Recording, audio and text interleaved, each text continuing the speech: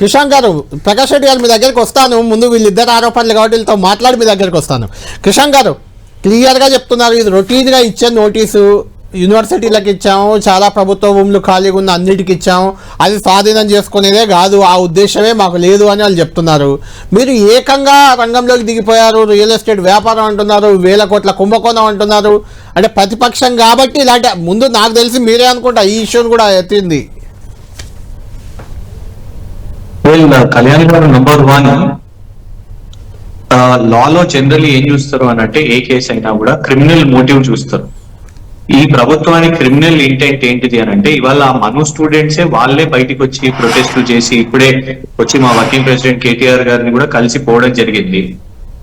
వాళ్ళ భయం ఇవాళ ఏంటిది అని అంటే, హైదరాబాద్ సెంట్రల్ యూనివర్సిటీలో ఏ విధంగా అయితే పండుగ పూట రాత్రికి రాత్రి వచ్చి 1300 చెట్లను నరికేసి సుమారు ఒక 80 బుల్డోజర్లు వచ్చి అక్కడున్న నేషనల్ స్టూడెంట్స్, కేవలం తెలంగాణ స్టూడెంట్స్ కాదు, మొత్తం దేశం నుంచి ఉన్న అందరూ ఇతర రాష్ట్రాల నుంచి వచ్చి ఇక్కడ చదువుకుంటున్న వాళ్ళను లాఠీ చార్జ్ చేసి పోలీస్ స్టేషన్ లో హైదరాబాద్ సెంట్రల్ యూనివర్సిటీ విద్యార్థులను పెట్టారు కదా, అదే విధంగా ఇక్కడ చేస్తుంది ఈ ప్రభుత్వం అనే భయం ఇవాళ ఆ విద్యార్థుల్లో కలుగుతున్నది. అంతేకాదు, ఇప్పుడే అక్కడ ఉన్న విద్యార్థులు వాళ్ళ former out going student union president మాట్లాడాడు, ఇప్పుడే మీడియా ముందు మాట్లాడాడు.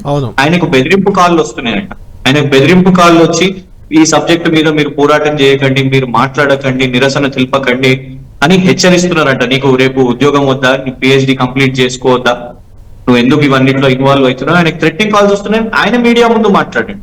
ఇవాళ మేము అంటున్నది ఒకటే, మీరు మొహబ్బత్ కి దుకాణం చెప్పుకున్న వాళ్ళు ఏ విధంగా, ఇంకొకటి ఇలాగే same thing Hyderabad central university కూడా ముందు నోటీస్ ఇచ్చి ఇలాగే చేసిండ్రు. మీ ట్రాక్ రికార్డ్ చెప్తాము. అగ్రికల్చర్ యూనివర్సిటీ 100 ఎకరాలు కానివ్వండి, దానికంటే ముందు లగచర్ల రైతుల భూములు కానివ్వండి, రామన్నపేటలో అదానీ కోసం భూములు కానివ్వండి, సేమ్ థింగ్ ఇప్పుడు ఇక్కడ మీరు మనులో కానివ్వండి. అండ్ అల్టిమేట్ గా HILTP లార్జర్ థింగ్ 9293 acres మీ దగ్గర ఇవాళ కూడా తెలియదు. ఒకటే దగ్గరికి ఇండస్ట్రీస్ వస్తాయంట, ఒకటే దగ్గరికి సల్మాన్ ఖాన్ స్టూడియో వస్తుందంట, ఒకటే దగ్గరికి అంబానీ జూ వస్తుందంట, అజయ్ దేవ్గన్ స్టూడియో వస్తుందంట, స్కిల్స్ యూనివర్సిటీ వస్తుందంట, స్పోర్ట్స్ స్టేడియం వస్తుందంట, అన్ని ఒకటే దగ్గర. రాష్ట్ర హైదరాబాద్ లో ఉన్న మొత్తం ఇండస్ట్రియల్ జోన్స్ అన్ని కూడా అక్కడికే పోతాయంట. క్లారిటీయే లేదు. సో ఇవాళ ఈ క్లారిటీ లేని ప్రభుత్వానికి మా 53 ఎకరాలు యూనివర్సిటీ ల్యాండ్స్, నాతో కూర్చున్న ఇప్పుడు కాంగ్రెస్ స్పోక్స్ పర్సన్ కూడా or మాజీ university student leader, I would request him not to support Congress move. Ultimate గా పాలిటిక్స్ లోకి వచ్చింది మనం అదే యూనివర్సిటీస్ నుంచి. యూనివర్సిటీ ఎన్నో దశాబ్దాల నుంచి కూడా అందరూ వాళ్ళ స్టూడెంట్ మూవ్మెంట్స్, తెలంగాణ మూవ్మెంట్ కంటే ముందు university restoration, university protection of lands అనేది ఫస్ట్ ప్రయారిటీగా కొట్లాడిన వాళ్ళు. సో ఇవాళ ఒక రాష్ట్ర ప్రభుత్వం యూనివర్సిటీ భూములు లాక్కుంటున్నారు అంటే మీరు చెప్పాల్సింది ఏంటిది, మేము మా రాష్ట్ర ప్రభుత్వానికి చెప్తాము, దయచేసి డ్రాప్ చేయండి, ఇది మంచిది కాదు. ఈవెన్ హైదరాబాద్ సెంట్రల్ యూనివర్సిటీలో కూడా మనకు బెడ్స్ కొట్టింది. సుప్రీం కోర్టు సుమోటో తీసుకున్నదండి, అమికేస్ క్యూరియన్ పెట్టి బిఆర్ దవే గారు తీసుకున్నారు, ఎవ్వరు పిటిషన్ చేయలేదు. హైకోర్టు రిజిస్ట్రార్ ని పంపించి చూడమని చెప్పిండ్రు. ఆ స్థాయికి మనకంటే మన రాష్ట్రం ఇజ్జత్ పరిస్థితి అప్పుడు. అయితే సేమ్ థింగ్ ఇప్పుడు మనులో కూడా మీరు చేయకండి, వెనక్కి తీసుకోండి అని మిమ్మల్ని కోరుతున్నాం. విద్యార్థులను అడ్డు పెట్టుకుంటున్నారని నేరుగా ఆరోపిస్తున్నారు వీళ్ళు. నేను చెప్పినా కదా, ఆ పేరు తీసుకోనని ఏ డిబేట్ అయితే లేదు. పిల్లలు కాంగ్రెస్ వాళ్ళు ఆ పేరు తప్ప ఎవరు డైవర్ట్ చేస్తున్నారో అర్థమవుతున్నది. ఈ రాష్ట్రము హైదరాబాద్ సెంట్రల్ యూనివర్సిటీ ఎపిసోడ్ చూసింది, ఈ రాష్ట్రము లగచర్ల ఎపిసోడ్ చూసింది, ఈ రాష్ట్రము రామన్నపేట ఎపిసోడ్ చూసింది, ఈ రాష్ట్రము DPR లేకముందే మూసి బాధితుల ఇళ్ల కూల్చివేతలు కూడా చూసింది. ఇంకొక మనువులో కూడా అది అయిన తర్వాత మాట్లాడదామా చెప్పండి? లేదు, మొత్తం జరిగిన తర్వాత వీళ్ళు అమ్మకానికి పెట్టుకున్న తర్వాత పోయి గిరివి పెట్టుకొని, హైదరాబాద్ సెంట్రల్ యూనివర్సిటీకి కదా గిరివి పెట్టుకొని 10,000 కోట్లు తెచ్చుకున్న తర్వాత ఆ తర్వాత మాట్లాడదామంటే ఓకే. అప్పటి వరకు ఆ విద్యార్థులు మాట్లాడొద్దంటే అసలు ఏమన్నా ఆలోచన ఉన్నదా?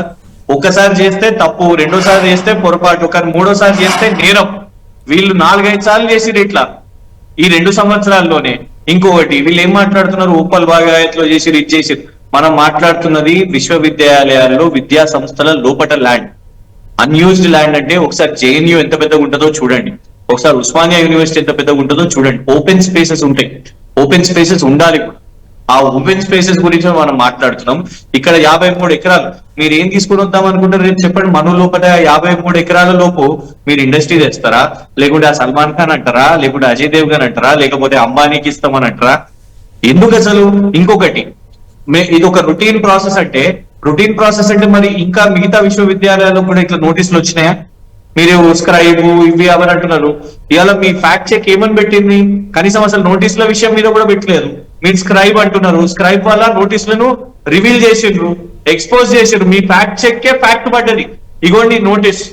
మేమేమంటున్నామంటే ఇది రొటీన్ ప్రాసెస్ అంటే ఇవాళ మాకు తెలియాల్సిన అవసరం ఉన్నది. ఇట్లా ఎన్ని విశ్వవిద్యాలయాలకు, ఎన్ని విద్యా సంస్థలకు నోటీసులు వెళ్తున్నాయి అన్ని బయట పెట్టండి. ఎందుకంటే అక్బరుద్దీన్ ఓవైసీ గారు in the house ISB lands కి కూడా ఇచ్చిండ్రు ఇలాగే అని చెప్పిండ్రు. మరి దాన్ని కూడా బయట పెట్టండి, అది కూడా ఇలాగేనా? ఇట్లా రాష్ట్రంలో ఎన్ని విద్యా సంస్థలకు వెళ్తున్నాయి? ఈ రొటీన్ ప్రాసెస్ ఏంటిది? ఎందుకు అనంటే మీది వల్ల మీరు ఏ తరహాలో, ఎందుకంటే అందరికీ తెలుసు రేవంత్ రెడ్డి గారికి ఏ సెగ్మెంట్ లో ఎక్కువ ఇంట్రెస్ట్ ఉంది, ఎక్కువ ఎక్స్పర్టీస్ ఉందో వారే చెప్పారు. ఆయనకి రియల్ ఎస్టేట్ మీద ఉందని. అయితే నగరం రియల్ ఎస్టేట్ లాభం అయితే లేదు, తెలంగాణ రాష్ట్రం రియల్ ఎస్టేట్ లాభం అయితే లేదు. కానీ ఈ డబ్బులన్నీ కూడా వీళ్ళు సమకూర్చుకుంటున్నారు. పోనీ ఇవి ఎక్కడ పోతున్నాయి? ద్వారా అదే అడుగుతున్నాను.